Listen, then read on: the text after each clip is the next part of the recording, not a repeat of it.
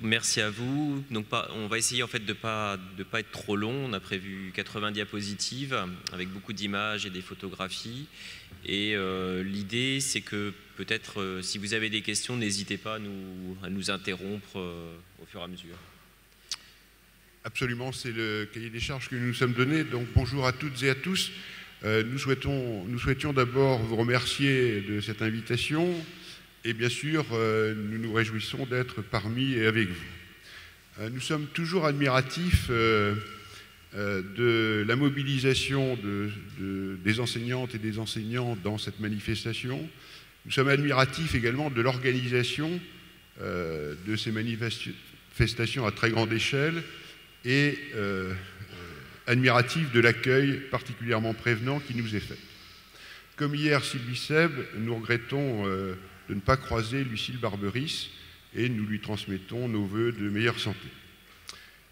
Explorer et penser le monde du vivant et de la matière et des objets, c'est le titre, comme l'a dit Frédéric, qui souhaite discuter le domaine qui est pris en charge, que vous prenez en charge à l'école maternelle, et en essayant de donner quelques exemples et quelques réflexions pour vous aider dans cette tâche. Donc notre propos va s'articuler en trois temps. La première partie, on va donc essayer de définir dans un premier temps la pensée scientifique, deuxième temps la pensée en technologie, second temps sur la culture scientifique et technologique, un peu sur les enjeux de cette culture. Et enfin, dans un dernier temps, on essaiera de vous proposer quelques idées. On a appelé ça approche pratique. Mais dans tous les cas, on a gardé dans le fil directeur de ne pas avoir une partie trop théorique et finir sur la partie pratique. Ce sera toujours illustré d'exemples à chaque fois. Donc je vais commencer en fait par vous essayer de définir pensée scientifique, puisque c'est le thème du congrès.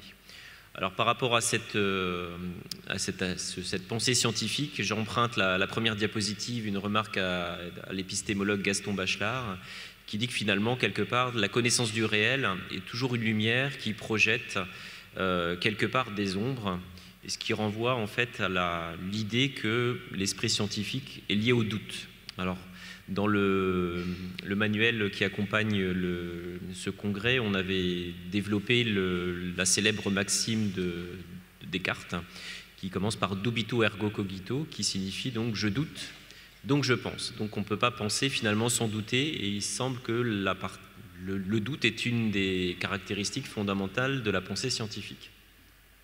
Alors en travaillant un jour sur des aimants, j'ai questionné des élèves de moyenne section, et je lui ai demandé à un enfant, qu'as-tu appris sur les aimants? Et le gamin me répond, des fois le gris, c'est pas du fer, les roues de la voiture, c'est pas du fer et c'est gris. Alors pourquoi il avait dit ça? C'est que la maîtresse lui avait proposé en défi de bouger une voiture sans la toucher. Et les enfants ayant pas mal manipulé quelque temps des aimants, pensaient que les roues de la voiture, que vous voyez qui étaient gris, étaient métalliques. Donc ils avaient dit, on va approcher juste un aimant, un gros aimant, et ça va bouger. Toujours par rapport à ce dubito ergo cogito, un autre enfant qui dit finalement on va au-delà des apparences, puisque les gros aimants, c'est pas forcément les plus forts, c'est pas ceux qui ont la force la plus grande. Il y en a des grands qui sont pas forts et des petits qui sont très forts. Alors j'illustre par des manipulations qu'on avait faites avec ces enfants de moyenne section. Les petites billes bleues, là, ce ne sont pas des chewing-gums, ce sont des petits aimants. Et donc la photographie à gauche vous montre donc un aimant qui était assez lourd, mais qui n'attirait que 2 autres aimants, alors que le petit ici, qui était quand même aussi assez lourd, pouvait en attirer 5. Alors la pensée scientifique, c'est aussi nommer. Nommer, c'est une des activités de la science, non seulement, on va dire, dans les sciences du vivant, mais aussi, on va dire, dans les sciences de la matière.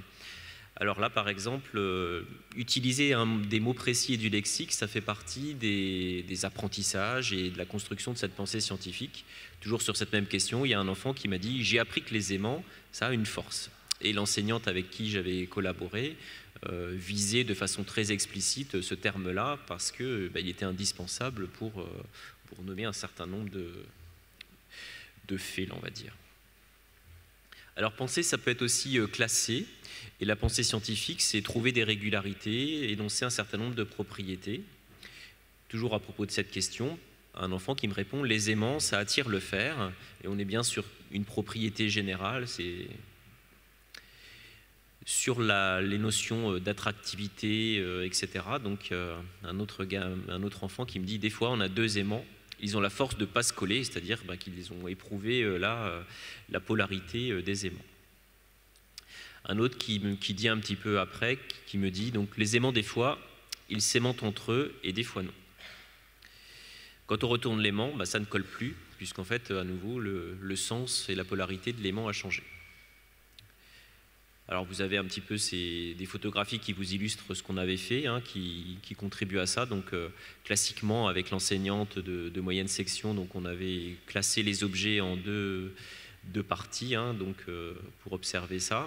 Et puis à droite, là, sur cette photographie, j'avais photographié les enfants là, qui mettaient dans un grand bac tous les éléments de la classe qu'ils pouvaient remarquer, qui étaient attirés par aimantés. Je ne sais pas quel mot utiliser. Attiré.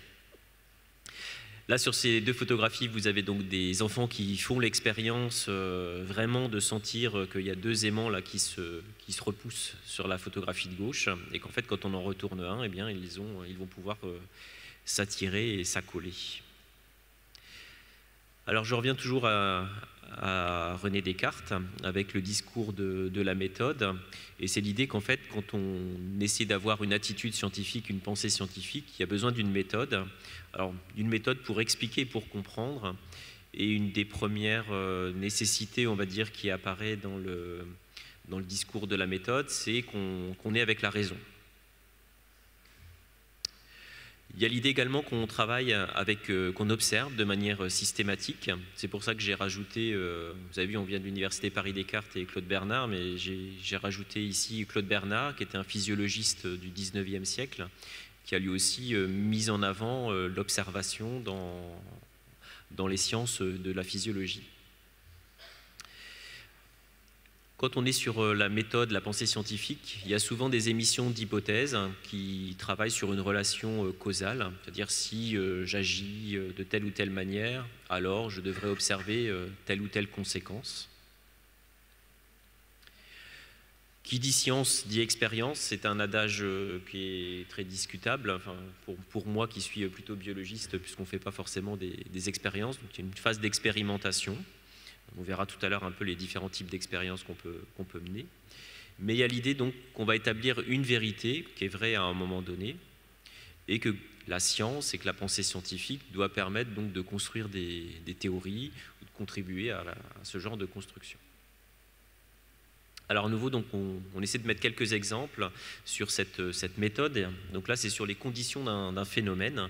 Là, on avait demandé à des enfants de retirer des objets métalliques d'un aquarium, et on leur avait lancé le défi, c'est moyen grand, de retirer les objets sans mettre les mains dans l'eau.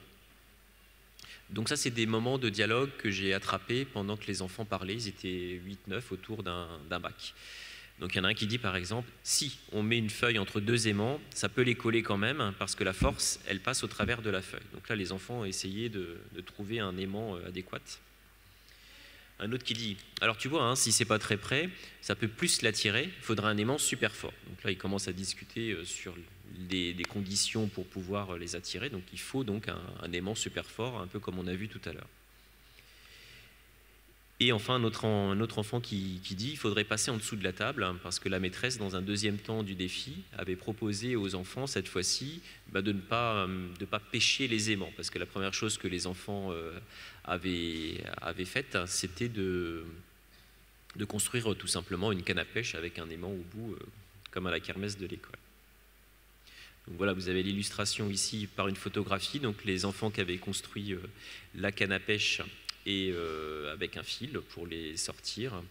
Donc vous avez, c'est normal, c'est plus près par là que par au-dessus parce qu'il y a plein d'eau. Et vous avez donc, si je ne dis pas de bêtises, la photographie ici qui montre un enfant donc, qui était passé sous la table et qui là, par glissement successif, a pu attirer et sortir l'aimant sans rien mettre, sans mettre quoi que ce soit dans l'eau.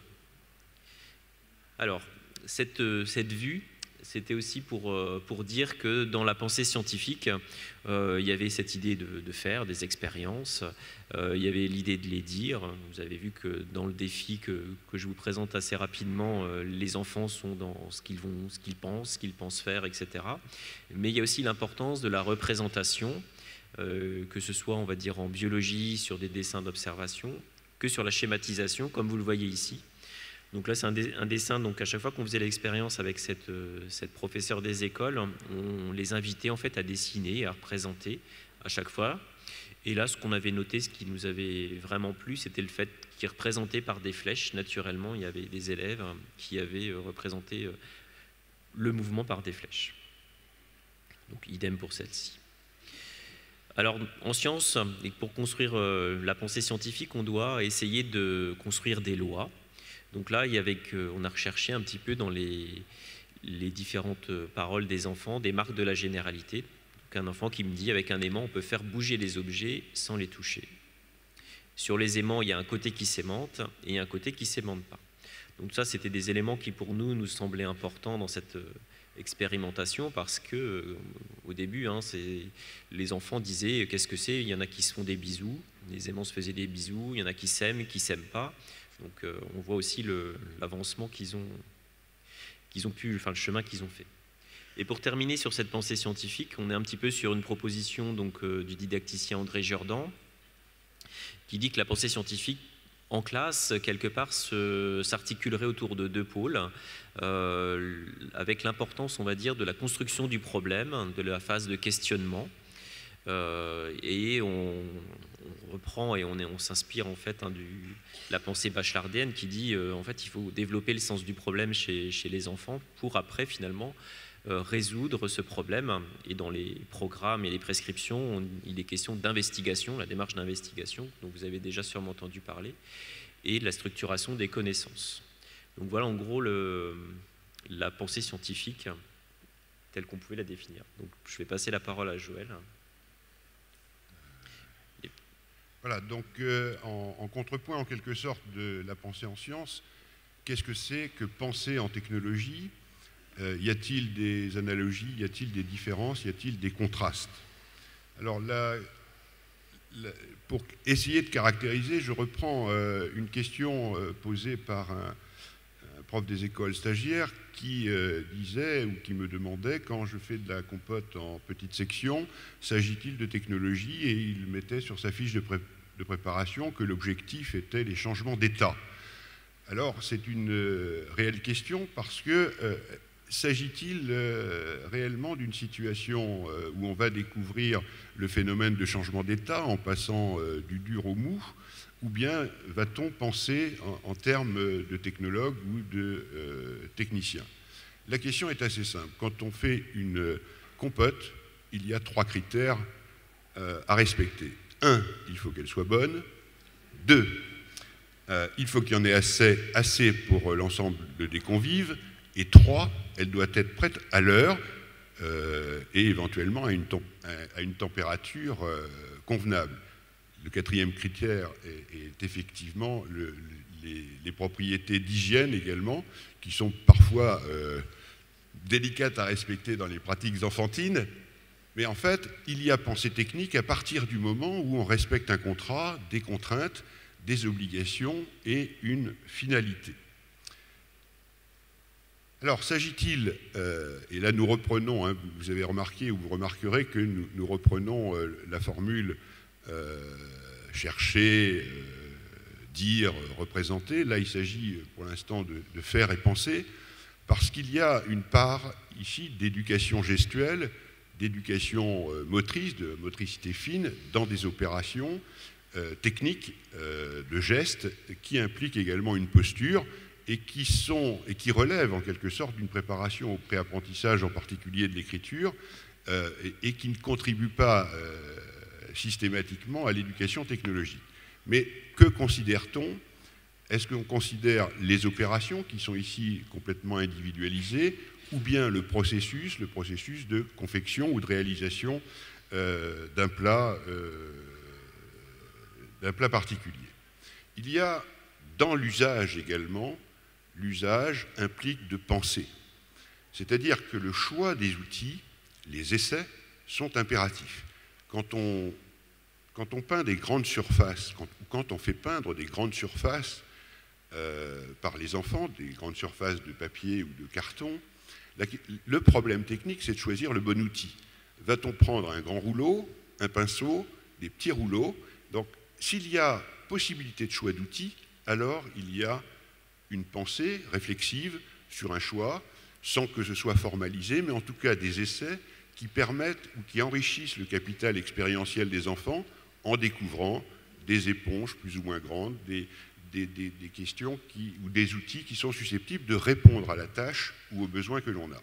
Donc ici, il y a une découverte également de ces machines à peler les pommes qui sont assez fantastiques sur les aspects matériels, et puis râper, tous ces outils qui sont des instruments domestiques ou ménagers, qui n'ont pas de caractère industriel, bien évidemment, mais qui sont dans l'environnement et qui permettent un enrichissement de la connaissance et de l'appropriation du milieu. En vérité, si on a besoin de faire une compote ou de faire une récréation gustative, il n'y a aucune raison de la fabriquer soi-même, puisque la solution existe sur le marché.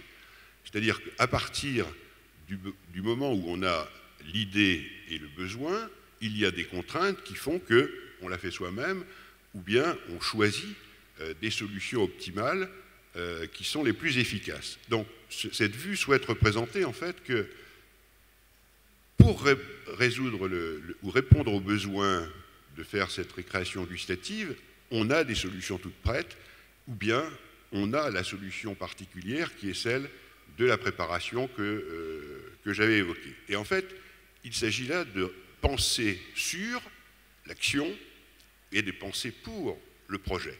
Donc il y a ce jeu subtil entre ces deux aspects qui sont extrêmement importants. En fait, la rationalité technique s'exprime en termes de technicité. Quelle est la technicité et quels sont les caractères de la technicité?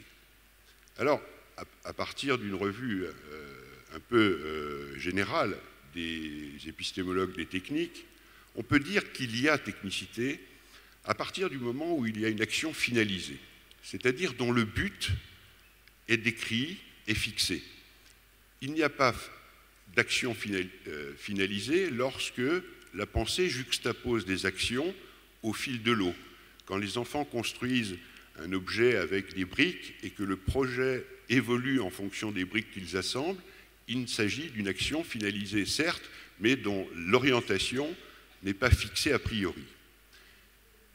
Il y a technicité lorsque l'action est validée, c'est-à-dire qu'une fois qu'elle est réalisée, eh bien, on peut dire ça marche ou ça ne marche pas. Il y a forcément des engins. Des engins, j'y reviendrai tout à l'heure, c'est-à-dire des supports matériels, des machines, des outils, des matériaux, c'est-à-dire c'est sur un espace ou sur un environnement matérialisé. Il y a nécessairement de la complexité. De la complexité parce que le jeu des contraintes et des conditions de fonctionnement contraignent à des choix. Et quand je dis complexité, il s'agit par exemple simplement d'un flotte et coule. Pour faire un bateau, la question que nous avions posée dans une grande section, c'est fabriquer des bateaux pour transporter trois Playmobil sans qu'ils soient mouillés lorsque les enfants allaient à la piscine. Donc vous voyez la situation complexe, c'est-à-dire il faut que ça flotte, il faut que ce soit protégé, il ne faut pas que ça se renverse, etc. Donc à partir de ce moment-là, il y a complexité. Même chose sur des activités de réalisation d'objets roulants, par exemple un train, le cahier des charges, excusez-moi l'expression qui est parfois donné, ne remplit pas toujours la complexité. C'est-à-dire si on fait fabriquer un train ou une maquette de train qui parfois est motivé par un exercice de pré-apprentissage de la lecture, puisqu'il va falloir décoder la séquence d'action, mais si ce train ne transporte rien, la signification de la tâche est discutable, et si ce train n'a pas de rail, le monde est un peu trahi, puisque, à part le train qui fait le tour de la ville d'ici et de certaines villes, mais il ne s'agit pas vraiment de train, puisqu'un train, par hypothèse, transporte des choses et se déplace sur des rails. Donc, si on fait faire un train aux enfants, il faut que la complexité existe et qu'il y ait, je ne sais pas, transporter 100 grammes de groseille, ce n'est pas tout à fait la même chose que de transporter une pierre ou un jouet, puisque la capacité et la contenance ou les contraintes doivent être prises en charge. C'est ce que j'appelle l'action guidée par la recherche d'efficacité, c'est-à-dire trouver la bonne solution ou une bonne solution à un problème qui est posé, un problème de réalisation. Et enfin, le dernier critère de la technicité, c'est une action socialement organisée qui ne relève pas vraiment de l'école maternelle, puisque c'est un collectif avec des tâches spécialisées dans l'organisation scientifique du travail. Donc c'est cette réflexion sur et cette réflexion pour qui est caractérisée par la technicité parce qu'il s'agit de concevoir, de réaliser, d'imaginer des objets ou des choses qui répondent à des contraintes et à des situations particulières. Donc, pour résumer, la technicité, c'est ce rapport entre le besoin et l'idée de départ vers la solution, ce que j'appelle d'une façon un peu pédante le produit technique, avec des engins, une rationalité technique et des rôles spécialisés. Trois questions qui me semblent très importantes au plan pédagogique, à la fois pour repérer s'il s'agit d'une pensée technique ou d'une pensée plutôt scientifique. Y a-t-il des engins dans la situation qui est proposée aux élèves? Avec quoi donc l'enfant agit-il? Quel est le type de rationalité qui est envisagé? Quelle est la pensée sollicitée?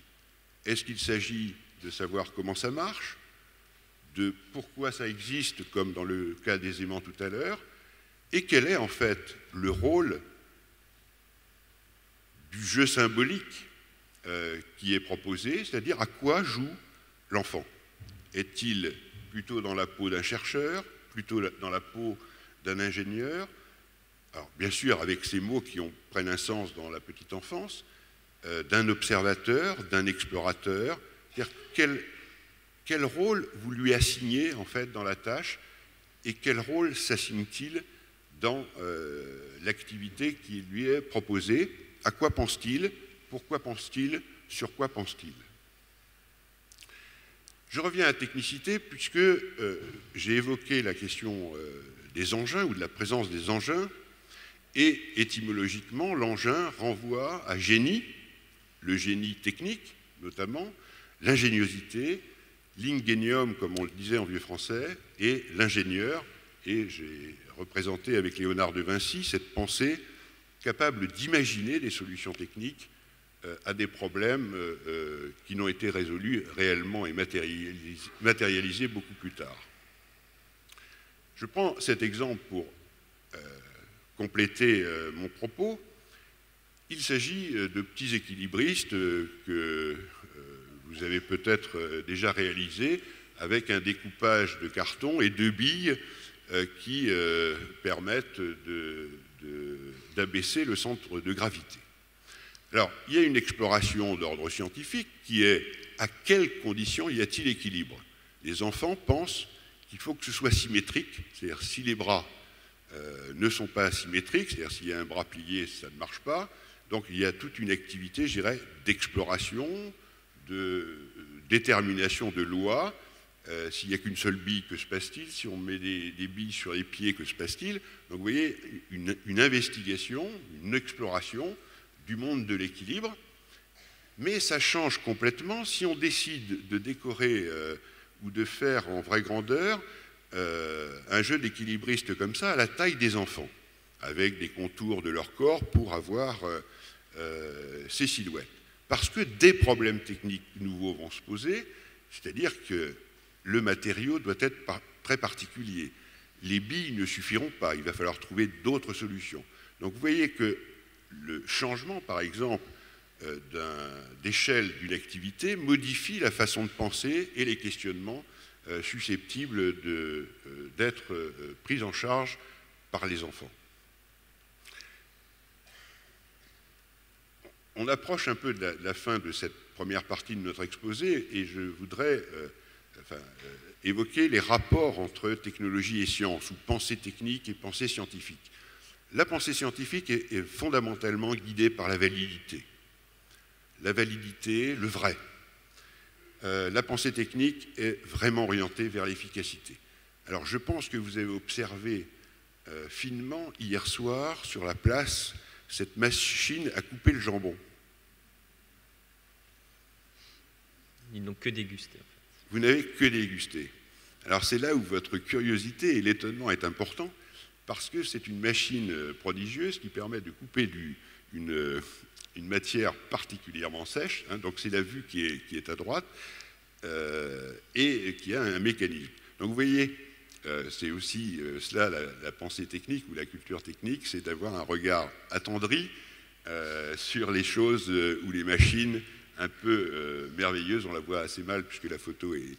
Mais explorer le monde, c'est aussi le regarder dans ses manifestations. Donc, sur la vue de gauche, sur les vaccins, vous voyez que c'est une rationalité scientifique qui n'est pas de même nature, puisqu'il s'agit d'avoir scientifiquement des relations prouvées sur l'intérêt et la validité d'un élément. Et le muguet est, je l'ai représenté à la fois sur validité et efficacité, parce que comment faire parvenir à faire fleurir du muguet pour le 1er mai? C'est pas si simple en fait, hein, c'est-à-dire qu'il faut jouer avec la nature et donc la validité des faits pour arriver à une action efficace. Je voudrais aborder la question de la pensée pré-technique des enfants en repérant l'évolution du milieu technique et de la pensée technique dans la réalisation des objets. Vous avez à gauche un appareil radio de 1900 et ce qui est caractéristique, c'est une pensée ou une construction par juxtaposition. Vous voyez tous les éléments qui sont associés. On voit des lampes, on voit des antennes, on voit des cadrans. Et à la différence de cette juxtaposition, le MP3 qui est à droite est un objet complètement intégré. Et c'est ce que Simondon distingue entre des objets abstraits et des objets concrets. Mais ce qui est caractéristique, c'est que dans l'évolution de l'humanité, on a pensé par juxtaposition. Puis, les ingénieurs d'aujourd'hui pensent par une intégration, notamment fonctionnelle. Et toutes nos observations sur les enfants montrent qu'ils raisonnent en termes de juxtaposition. C'est-à-dire quand ils réalisent quelque chose, ils rajoutent des roues à un support en polystyrène pour faire un objet roulant, mais ils n'intègrent pas les conditions de roulement. C'est-à-dire que la pensée technique, la pensée pré-technique est une pensée par juxtaposition, et il est extrêmement délicat, bien évidemment, de penser en intégration à l'école maternelle, bien qu'il puisse y avoir quelques interventions de l'enseignante qui va le pousser. Donc cette rationalité pré-technique est présentée ou résumée par Claude Lévi-Strauss en termes de bricolage. Et le bricoleur, c'est celui qui raisonne par juxtaposition, et en fonction, en particulier, des ressources dont il dispose. Alors que l'ingénieur a une pensée essentiellement anticipatrice, puisqu'il va construire les matériaux en fonction des besoins sollicités. Donc il y a un renversement intellectuel très fort, et si je dis ça, c'est que vos enfants, vos élèves, ont une pensée de bricoleur au sens noble du terme, et la perspective, c'est d'avoir une pensée plus intégrative d'ingénieur. Le bricoleur est apte à exécuter un grand nombre de tâches diversifiées, mais à la différence de l'ingénieur, il ne subordonne pas chacune d'elles à l'obtention de matières premières et d'outils conçus et procurés à la mesure de son projet. Donc c'est ce rapport contrasté entre les deux qui est important.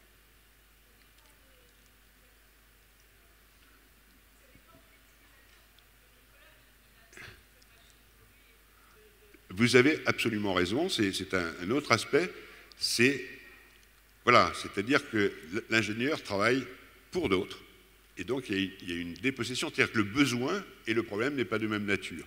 Néanmoins, même pour soi, on peut penser d'une façon intégrative. C'est-à-dire, est-ce qu'on fait un plan avant de faire, ou est-ce qu'on fait et on crée, on conçoit au fur et à mesure de l'évolution de son projet, que ce soit pour une étagère, pour une compote ou pour autre chose. Donc faire, dire, représenter, dans cette rationalité pré-technique, ici c'était une activité de construction de petits bidules. Voilà, des constructions de petits bidules, et on doit se poser la question, s'agit-il là d'une manifestation ou d'un support pour le développement de la pensée technique, avec des traces. Ici c'était monsieur Chapeau qui avait laissé son chapeau en haut de la maison ou de l'immeuble, et il fallait imaginer des solutions pour y parvenir. Il y a dans la pensée technique également l'exploration d'objets, et je reprends les travaux de Joël Bizot sur l'aspirateur, où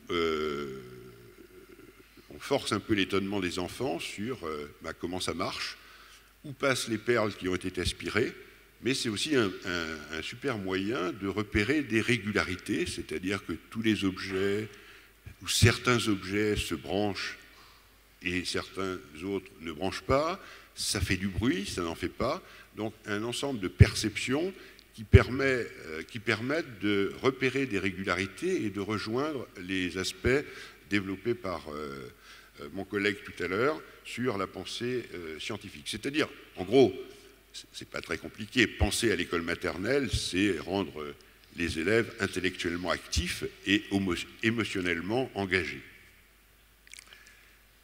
Il y a également la question des fonctions.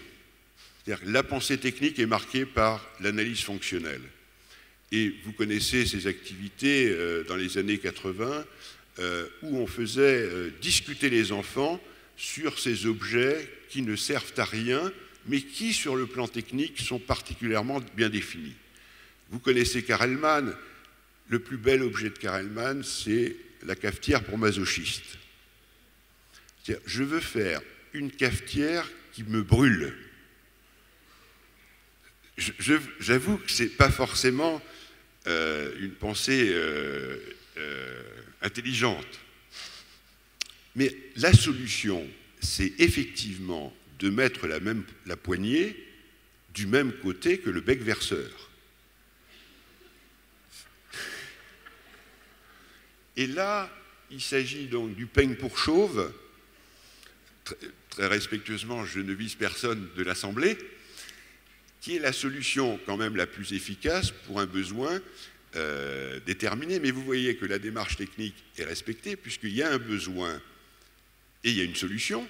En revanche, ce qui est discutable, c'est la nature du besoin. Il s'agit également, là, sur les bicyclettes, sur la première image, la bicyclette pour fiancer, et donc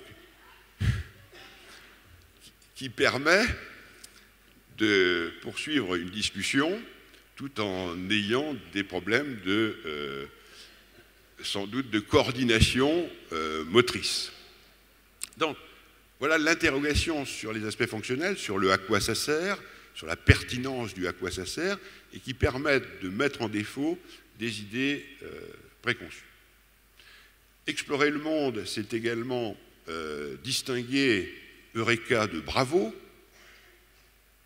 Dans la première image, vous avez des enfants qui font des relevés d'ombre, et en fait, ce qu'ils visent, c'est comprendre d'où vient l'ombre et quelles sont les conditions d'obtention de l'ombre, c'est-à-dire avec un objet interposé entre une source de lumière et un écran. Donc on peut comprendre, c'est Eureka. Le Bravo correspond à une activité technique, c'est-à-dire je veux faire des ombres, quelles sont les modalités pour en faire et quelles sont les conditions de réussite. Et on retrouve ces trois questions que j'avais évoquées. Sur quoi agit l'enfant? Quelle est la pensée qui est sollicité? S'agit-il d'une pensée investigatrice ou d'une pensée conceptrice? À quoi agit-il? Dans la première image, les enfants, on peut identifier qu'ils jouent aux chercheurs. Dans la seconde, ils sont plutôt du registre de l'ingénieur, même s'il s'agit de pré-ingénieurs et de bricoleurs. Autour de ces fonctions, il y a les aspects également beaucoup plus ouverts sur penser les fonctions, mais également détourner les objets, rêver et imaginer, parce que je pense que l'école maternelle est le lieu des imaginations techniciennes, comme le revendiquait Janine Bandet, que vous n'avez pas connue, et qui était une inspectrice et une directrice d'école normale des années 30, ou 50 plus exactement, et qui avait proposé des rêveries techniciennes pour l'école maternelle, avec ici quelques illustrations sur un point de vue centré sur les objets, et ce n'est pas tout à fait la même chose quand on prend une œuvre d'art qu'un objet technique. Alors, pour franchir l'articulation, on va récapituler. Donc, Frédéric, c'est quoi la pensée scientifique? Bon, la pensée scientifique, je vais reprendre un peu ce qui a été dit hier par Philippe Mérieux, hein, c'est l'idée du manque, hein, l'idée d'avoir une connaissance, et puis pour moi c'est le doute en fait qui me paraît indispensable. Et donc Joël, c'est quoi la pensée technique ou technologique? Alors, si tu as bien pas la compris, même chose. Si tu as bien compris, la pensée technique, c'est une rationalité fondée sur la recherche d'efficacité. Donc, l'efficace s'oppose en quelque sorte au vrai. À la vérité. Alors, à la vérité, et il y a quelques enjeux sociaux parce qu'en France, on tend plutôt à les assimiler, alors qu'au Québec, par exemple, la distinction est franchement déterminée dans les programmes, puisqu'il s'agit d'investigation en sciences et conception en technologie. Donc on va passer à la deuxième partie, mais on va aller un peu plus vite que ce qu'on avait prévu. Sur la culture scientifique et technique, on va essentiellement donner des enjeux. Hein. Là, cette diapositive-là, c'est pourquoi finalement c'est important de développer ces pensées scientifiques et techniques. C'est dans un premier temps, on est rentré dans le monde du numérique. Ça se voit si vous êtes allé dans les expos, etc. Des enjeux qui sont liés aussi à l'énergie. Hein. On a mis une photographie d'éolienne avec la transition énergétique. Et puis j'ai mis un épi de maïs là, avec des couleurs un peu louches. C'est pour discuter peut-être d'enjeux, de questions socialement vives sur les OGM.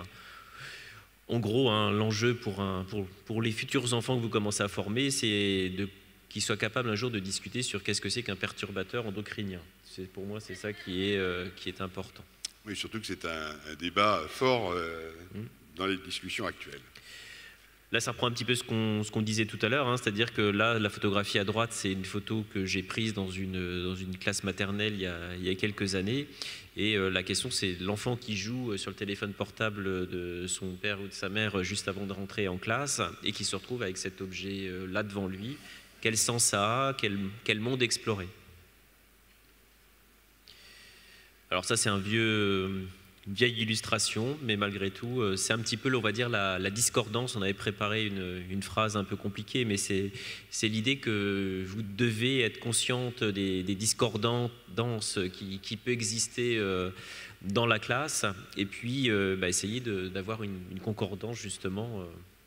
Mais la discordance ou la concordance, elle est liée, en fait, à l'ambition d'explorer un monde et la difficulté pour les enfants de l'apprécier. D'où cette image qui vous a fait sourire, mais qui a une certaine réalité quand même.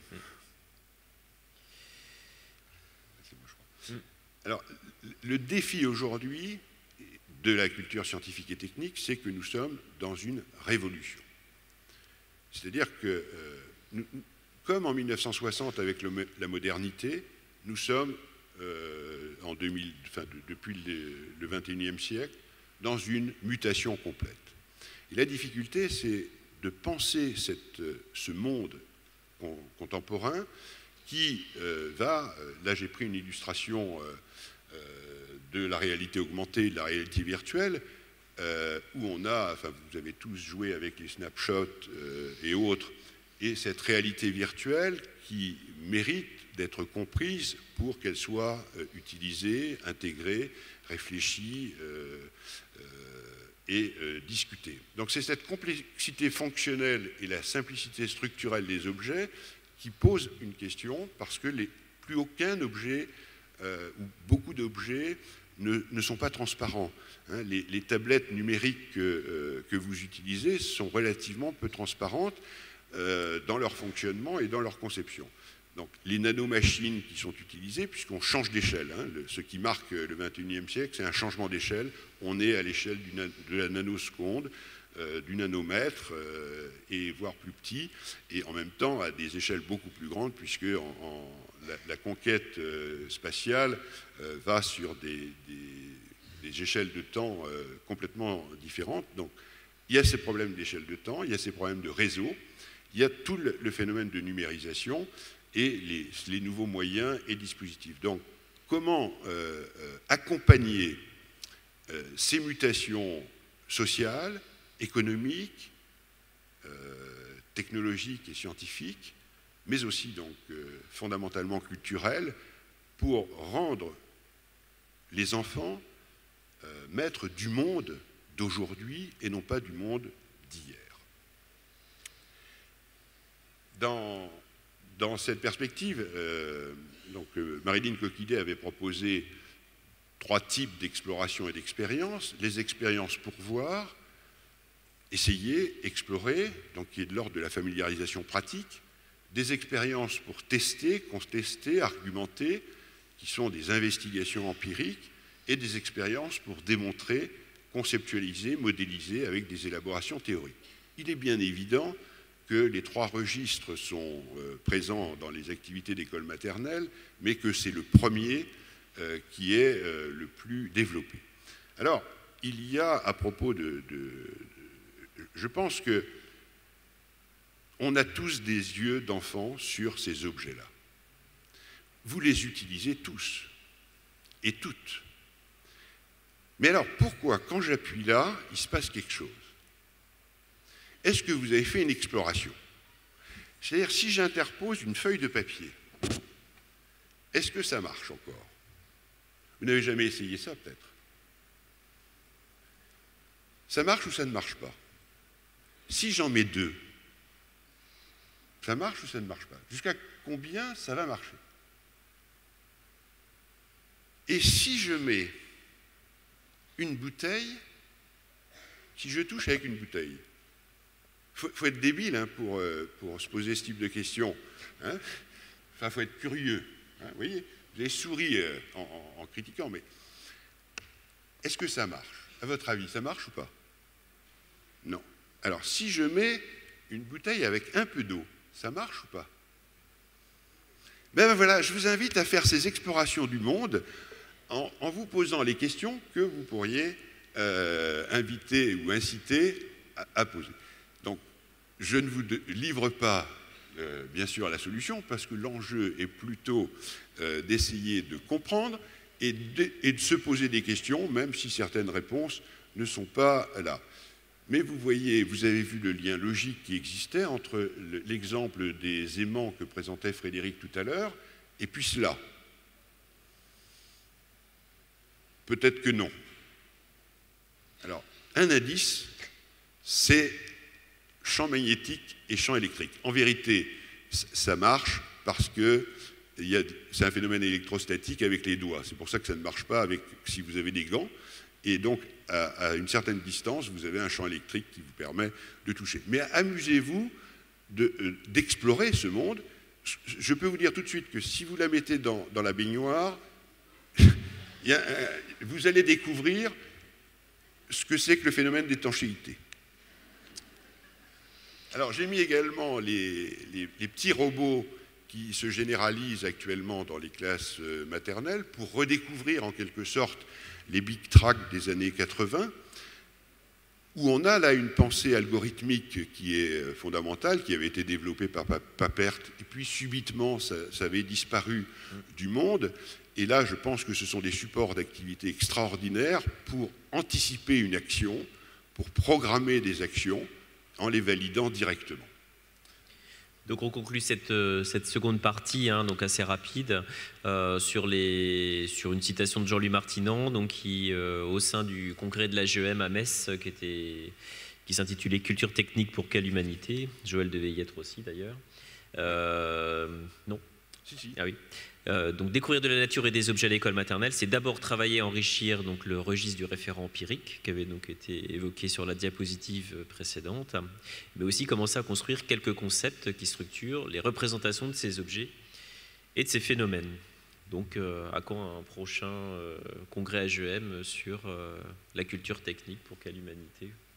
C'est vrai, c'est... Alors on va finir notre exposé sur des approches pratiques avec quelques exemples.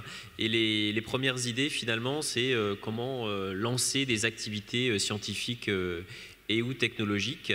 Et la première idée, c'est que faire des sciences, explorer le monde du vivant, ça peut être finalement étonné, avec la présentation d'animaux mystérieux.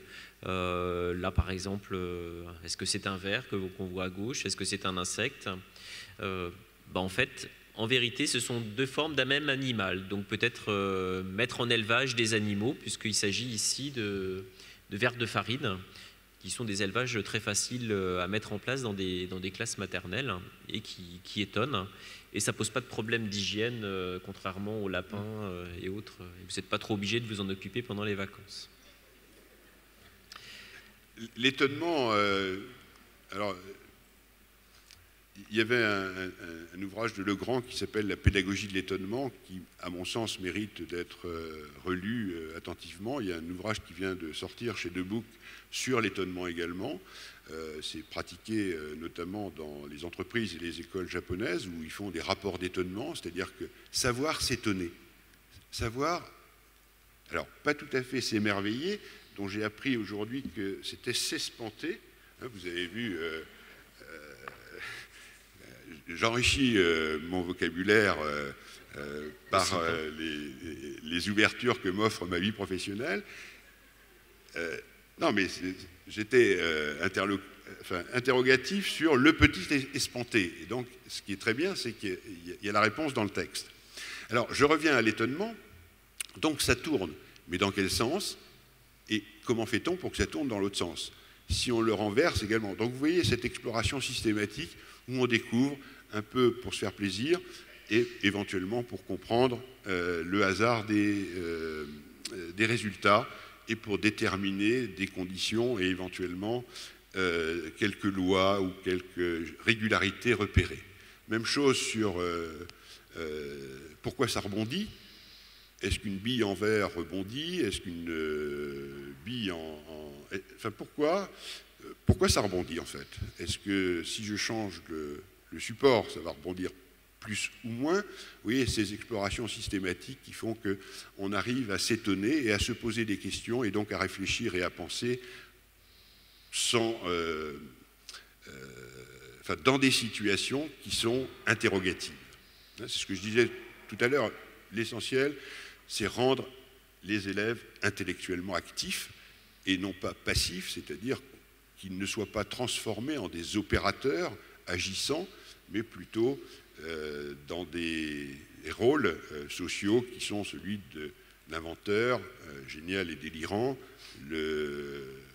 l'ingénieur responsable ou le chercheur curieux et étonné. Où est la lumière? Et là, ce sont des lumières colorées.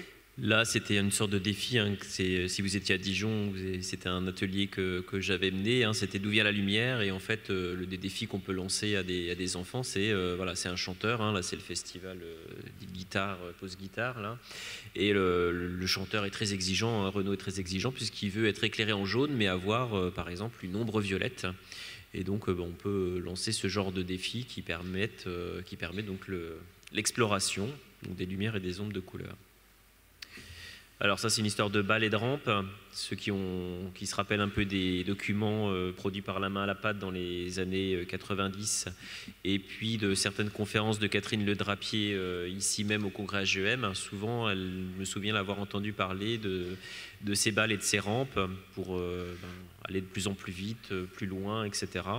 Peut-être en fonction aussi du rebond, hein. Joël a parlé là, qu'est-ce que c'était que rebondir, mais est-ce que c'était rebondir sur la table, rebondir sur la moquette un petit peu plus loin, est-ce que la balle va rebondir à la même hauteur, etc. Donc là, c'est à toi.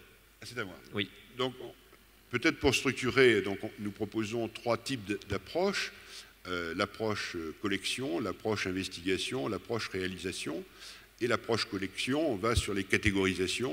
On l'a vu tout à l'heure sur les les 2 catégories, ça colle ou ça ne colle pas, comme disent les enfants, pour les aimants. Mais nous avons choisi aussi une autre illustration sur les aimants, parce que vous voyez que les aimants de l'image en haut, en fait, c'est un point de vue scientifique. On compare des objets sur leur forme et leur pouvoir de commande à distance ou d'attraction à distance, mais du point de vue technologique aussi, il y a des aimants qui ont une fonction. Et donc, c'est le repérage qui est fait très souvent à l'école maternelle, l'enquête, où sont les aimants? Donc avec la maîtresse avec laquelle j'avais travaillé, on avait fini par explorer le sac de la maîtresse. Je devais d'ailleurs mettre une diapositive sur un sac, j'ai oublié, mais dans tous les cas, on avait travaillé finalement avec voilà, le sac de la maîtresse. A priori, il y avait un aimant, ça permettait de fermer, ça répondait à une fonction bien précise. Et la porte où est l'aimant de la porte du réfrigérateur?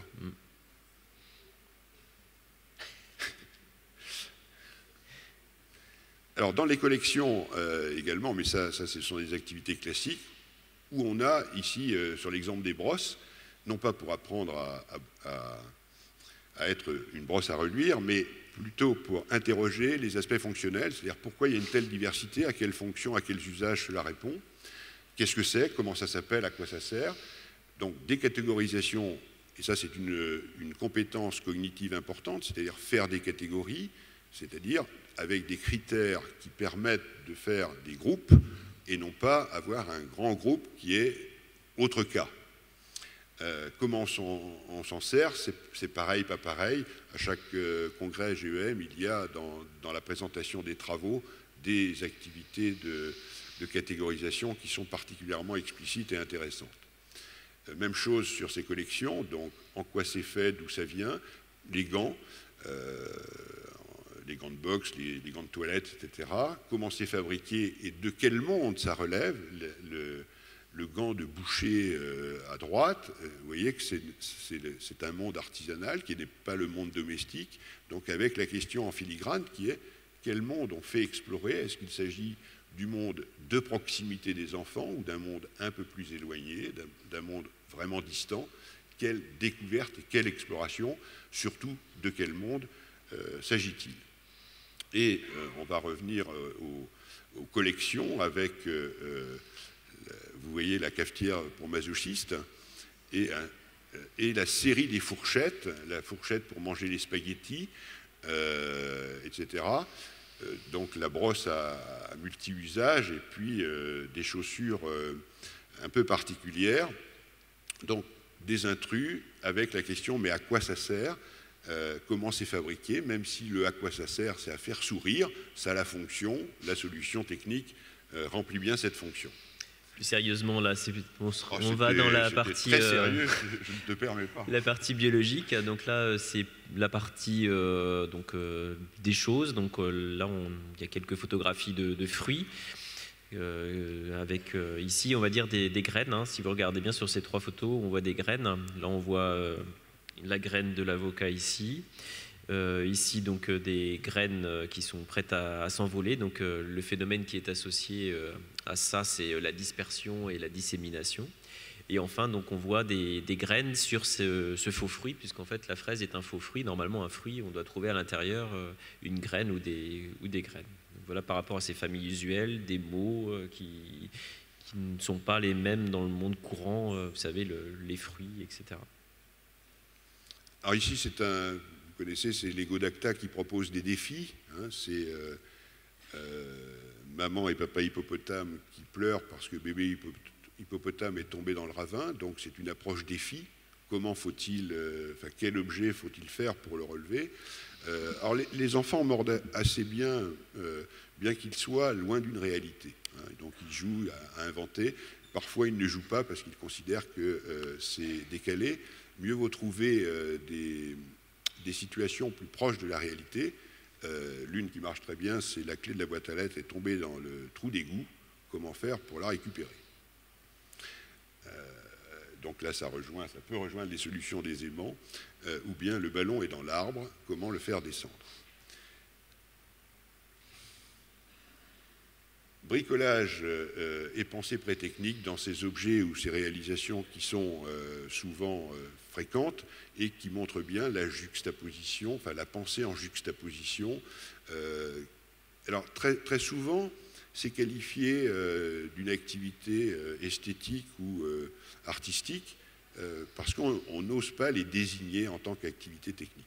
Je pense qu'il conviendrait de s'interroger sur leur contenu véritable pour leur donner un statut de bricolage au sens de pensée pré-technique, comme je l'ai précisé tout à l'heure.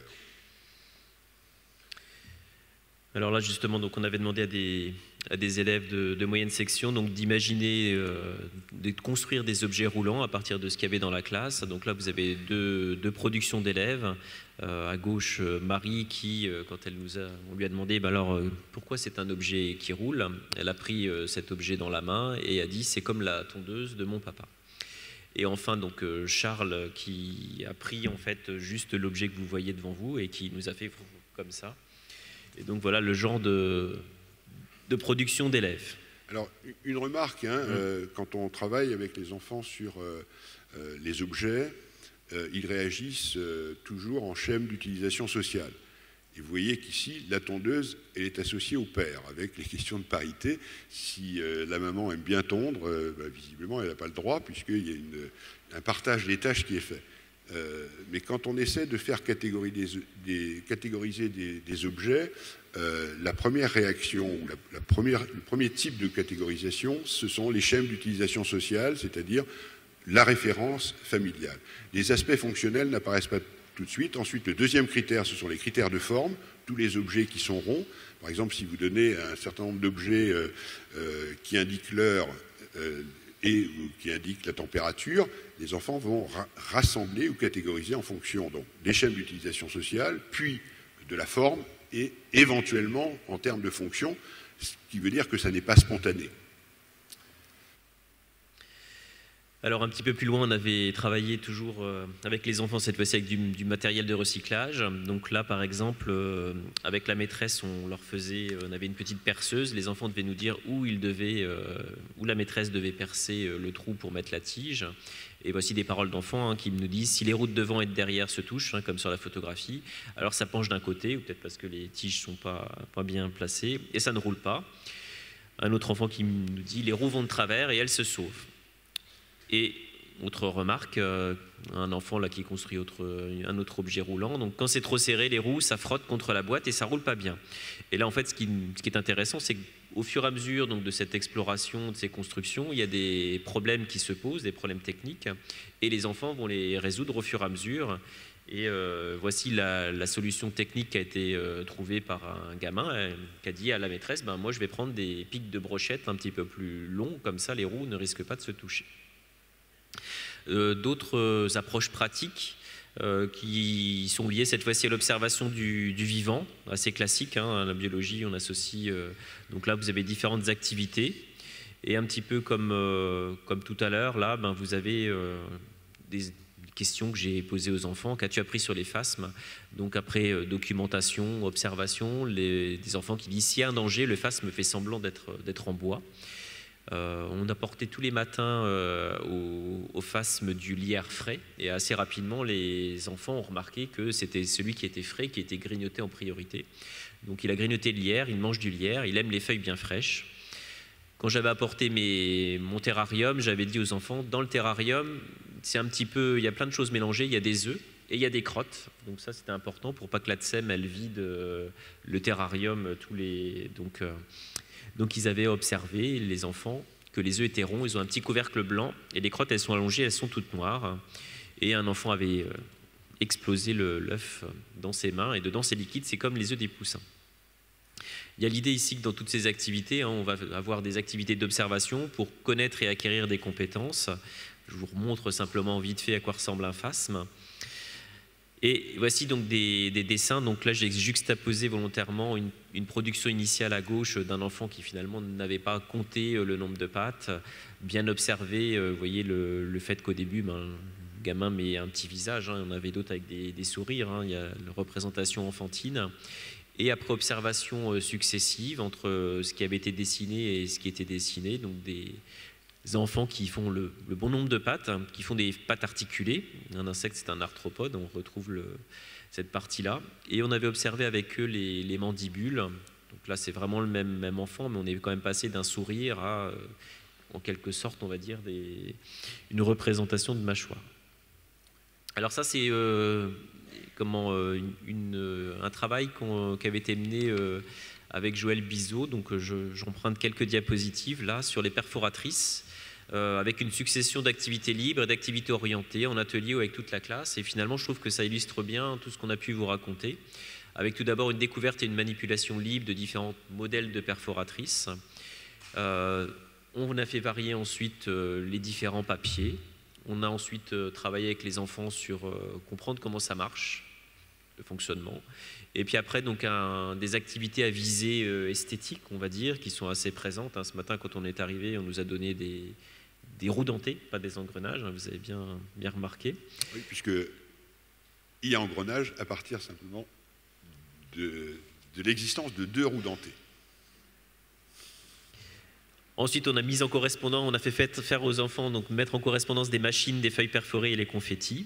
Et enfin, donc, avec des perforatrices d'aspect extérieur identiques, prévoir la forme du trou dans le papier. Alors, vous voyez en fait là quelques photographies, les premières paroles donc lors de la première exploration des enfants du matériel qu'on leur avait proposé d'explorer. Maxence qui dit c'est une machine qui fait des trous, donc une fonction associée à un objet. Et Salomé qui remarque qu'il faut appuyer fort. Peut-être qu'en fait c'est qu'à un moment donné pour perforer des feuilles, 2-3 feuilles, il va falloir exercer une certaine pression. Ensuite, après multiples essais explorations, donc la perforation apparaît comme une trace du fonctionnement de la machine. Et donc les enfants ont essayé avec différents papiers, machine, canson, carton plume, quelques paroles encore d'enfants. Avec du papier mou, c'est plus facile. Avec du papier dur, il faut appuyer fort. Et avec le gros papier, on n'y arrive pas.